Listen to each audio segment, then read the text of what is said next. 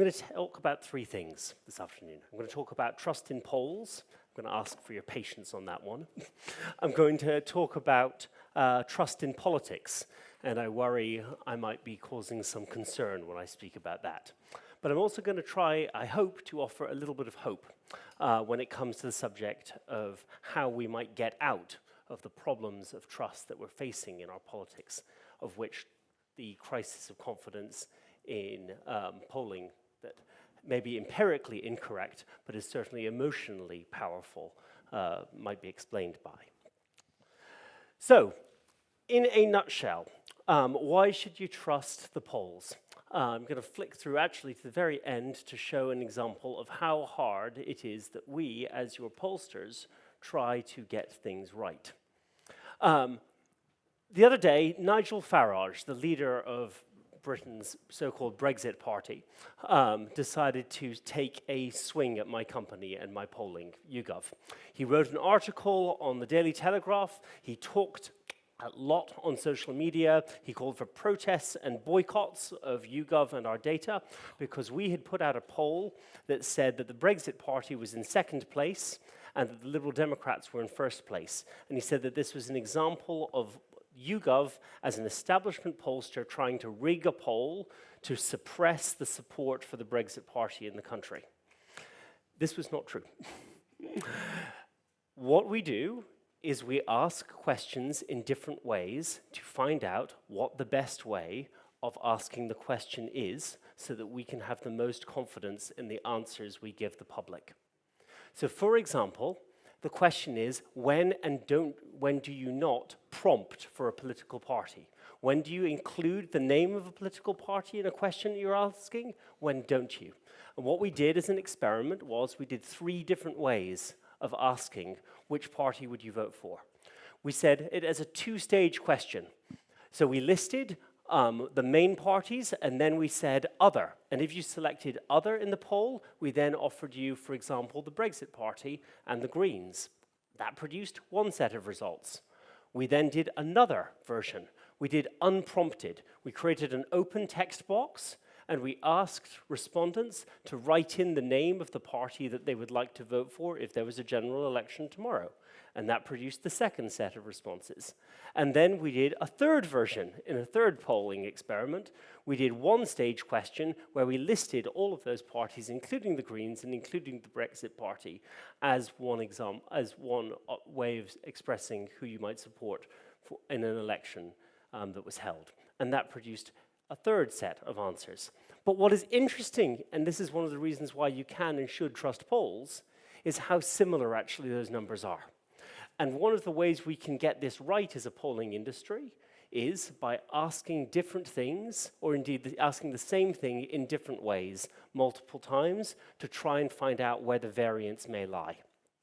When you have multiple methodologies, you have a greater chance of finding out where you're weak and where you're strong.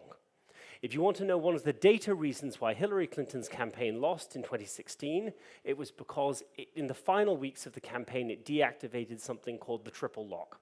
Now, the triple lock was a polling and data analysis tool that we used on the Obama campaign in 2008 and 2012.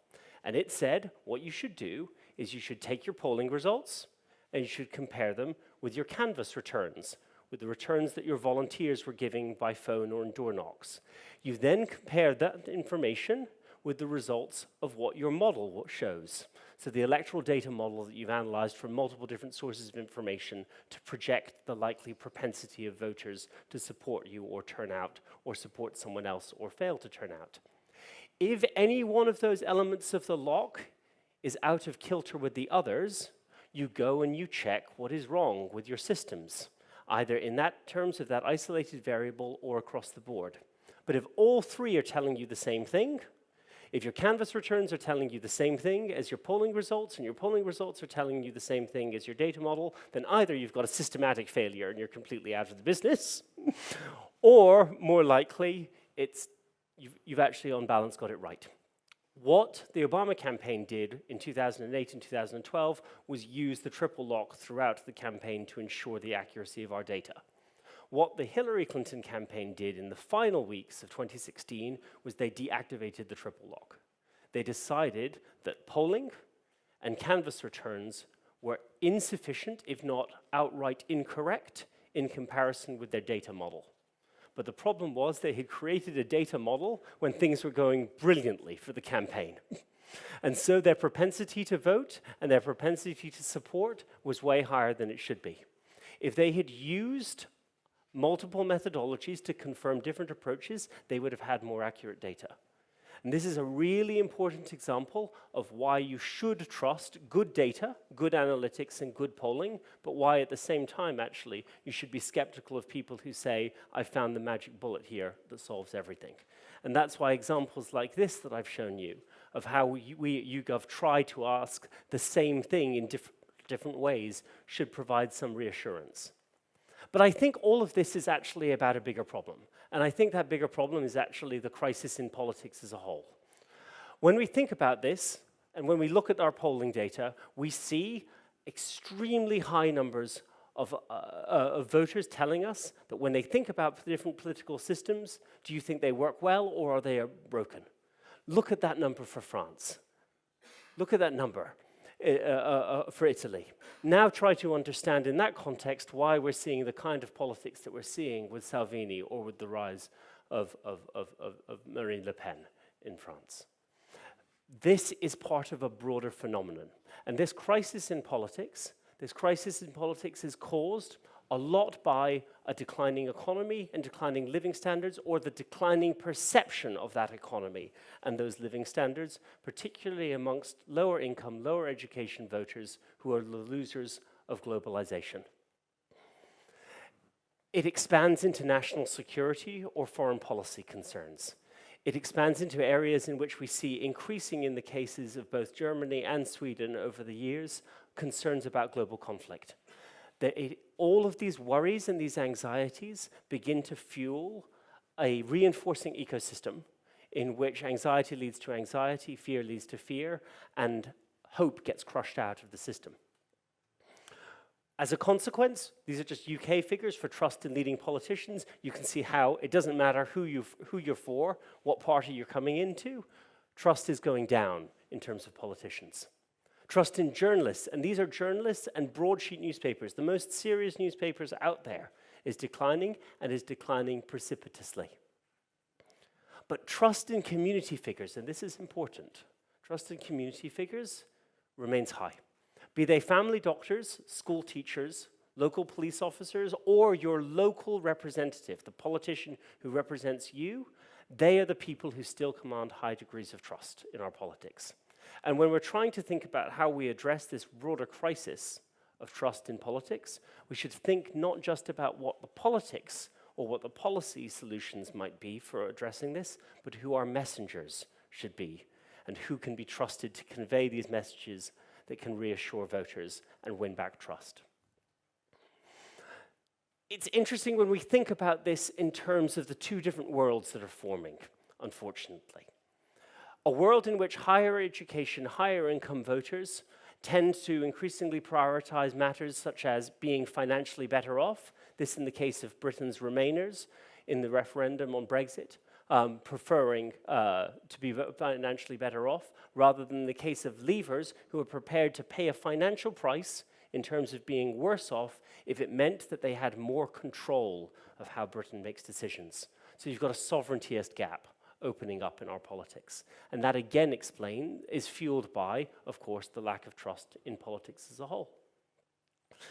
When we flip across to the importance of controlling borders over the economy, we can see what happens in terms of age. Although there's a marked difference between the UK and indeed Europe, this is reflected in other European countries, and the US experience. I'd be happy to make some of these numbers available for people after the presentation. Let's move on, because there is hope. And the hope you can find particularly is in some of the more radical political ideas around a politics of agency, a politics of control, a politics of power to the people, if you will. So, policy support for ideas like worker representation on boards, local referenda, participatory budgeting, these ideas command a lot of support. And they crucially command support, indeed in majoritarian terms, amongst what in the UK we call C2DE, or working class, that is to say lower education or sometimes lower income rather, voters.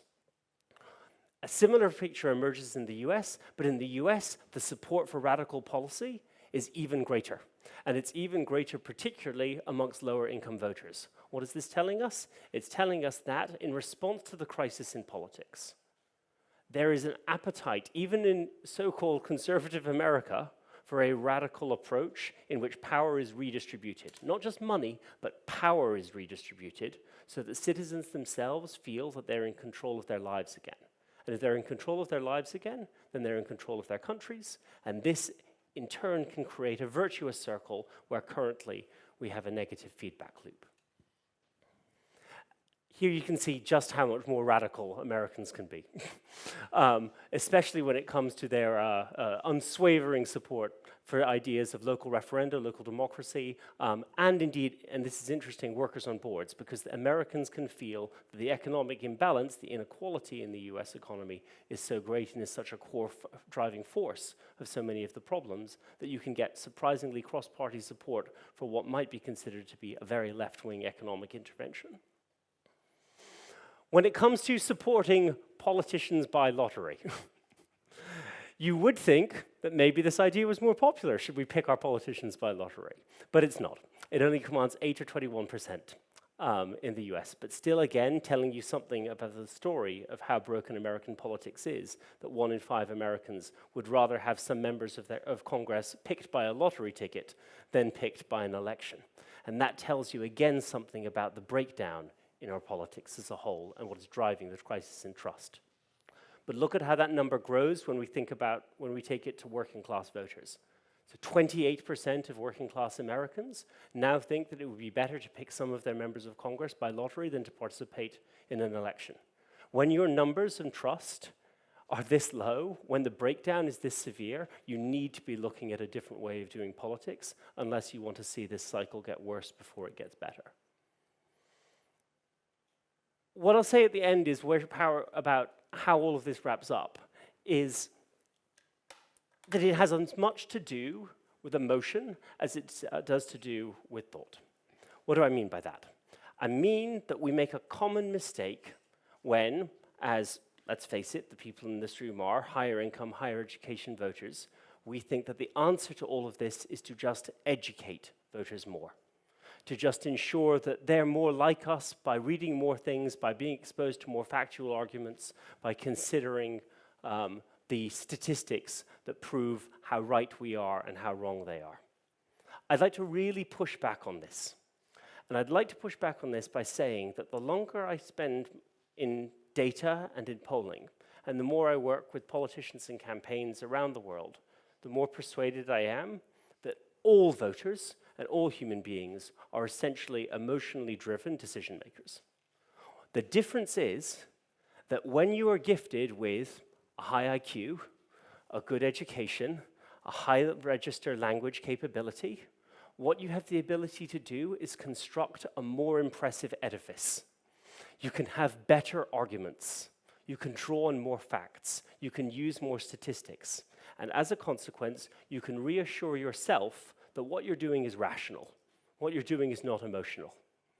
But actually, I believe that if I said to a Remainer, here are 55 brilliant arguments in the UK about why the UK should leave the European Union, at the end of those 55 arguments, the person who believes that Britain should remain in the UK would still believe that Britain should remain in the UK, because they've made a perfectly valid value judgment, an emotionally driven decision that that is what their politics and their belief system represents.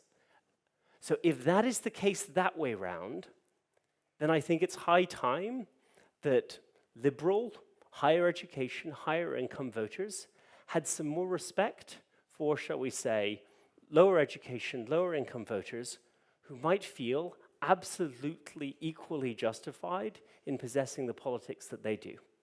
And if we're going to address this crisis of trust that we see all over the place, then we're going to need to begin by respecting that other voters might have as good a reason to hold the politics that they do as we believe ourselves do.